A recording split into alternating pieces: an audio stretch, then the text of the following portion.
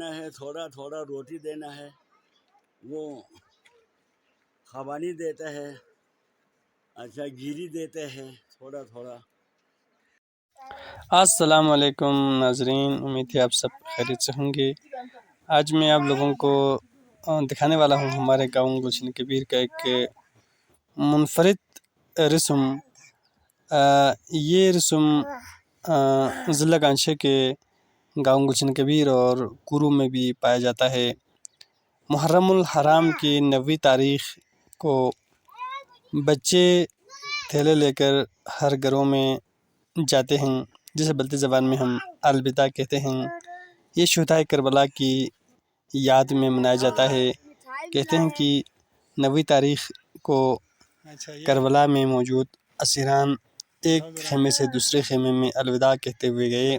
اس کی یاد میں محرم کی 9ویں تاریخ کو بچے گھر گھر جاتے ہیں اور ان کے لیے خصوصی طور پر پراٹھا، زشوں، پاپڑ وغیرہ بنایا جاتا ہے۔ پرانے وقتوں میں ان کے لیے خوبانی اور روٹی وغیرہ دیا جاتا تھا۔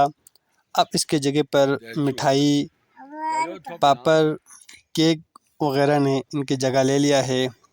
کچھ لوگ انڈے دیتے ہیں اور کچھ اب پیسے بھی دینے لگے ہیں۔ تو یہ رسم ہمارے گاؤں میں اب تک جاری ہے۔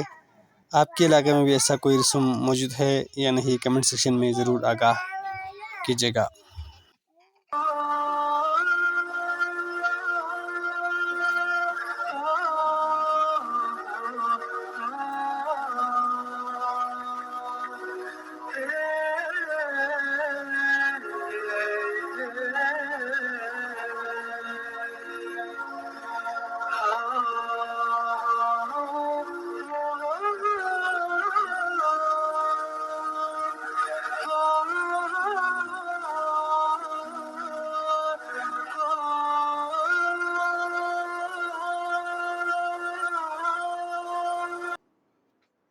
وعلیکم السلام۔